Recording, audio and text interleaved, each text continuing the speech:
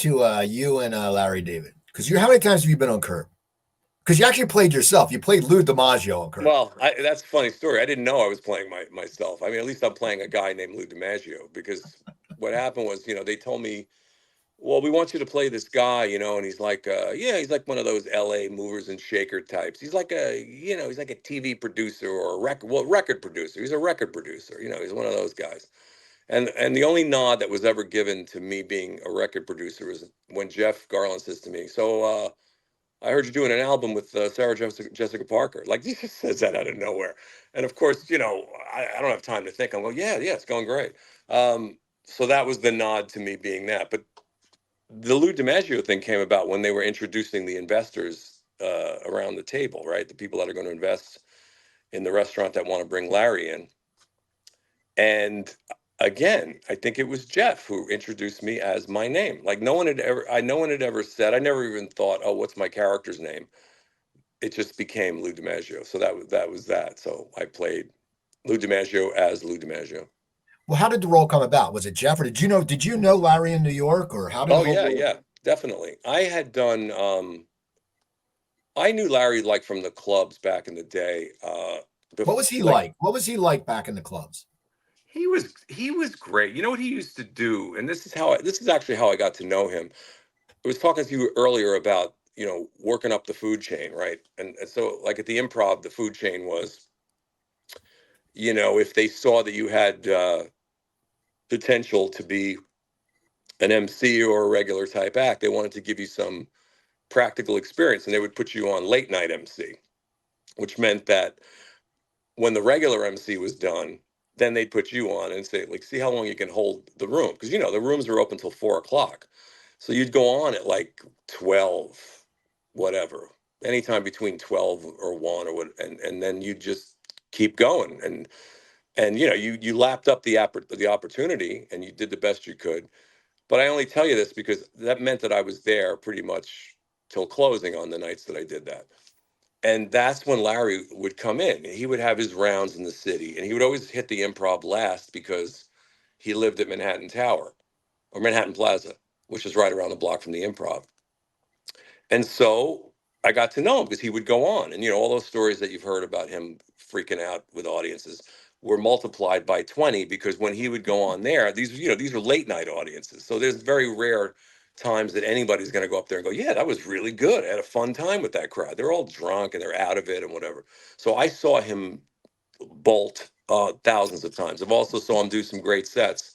And also along the way, I got to hang out with him at the bar at the Improv and get to know him some. And so I knew him. And,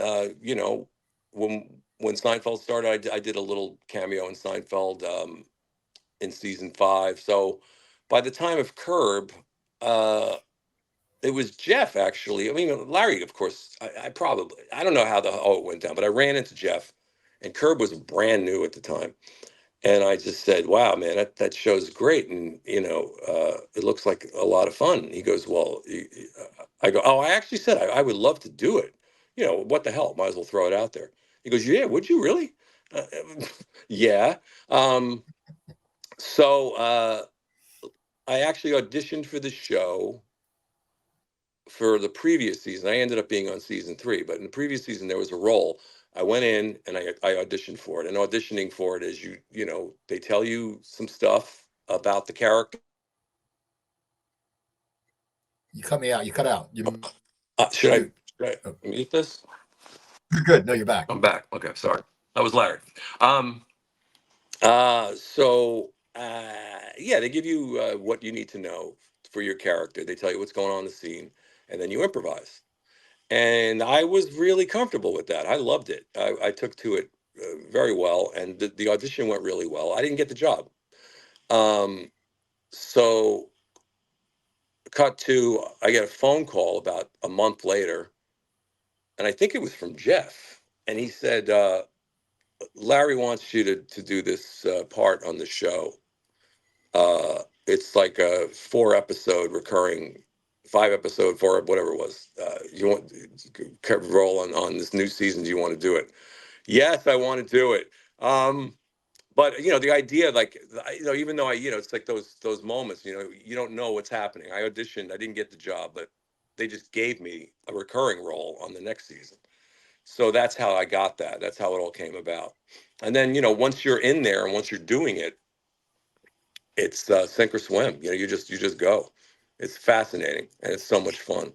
Well, it's all improv, right? Or do you have an outline? Or like, let's say when you go in, like when you sat at the table read, the table for the restaurant. And so what do? They say, okay, here's what we're going to do, Lou. You're going to sit here and Larry's going to start I mean, how do you guys formulate it? Because I know you have to have some kind of outline because there needs to be a starting point and an ending point. Do they just sit there and do take after take? Because I was wondering, since it's directed, do they do a few takes and then they mesh them together, or how was the shooting? What was the shooting process? Yeah, all those things. It's very specific in the sense that, yeah, of course, there's an outline. It's written. It's like a sitcom script without the dialogue. So it's like the headings, but the headings are telling the story. So Larry's sitting at the table with the investors. He's trying to decide if he wants to be in or whatever. And basically, you sit down, and in fact, that was the first scene that I ever shot on the show. And he'll say, okay, so here's what's happening. I'm coming in. I want to maybe invest, but I'm not sure, and but I'm meeting you all, and that's the first direction. And then you start shooting. You shoot a take. And after that take, he'll give you notes or give notes to everyone and say, okay, that was good. You don't be so deferential to me. Blah, blah, blah, blah. I'm not. So you know what I'm saying? He's sort of orchestrating it as he goes along. And they would do, I believe it was like 4 takes per scene. By the time he got to the last one, it was where he wanted it to be. But all the other takes were usable too for other parts. So they just always have this great amount of content and footage that they can pull from when they actually cut the scene. Coop's Comment Corner.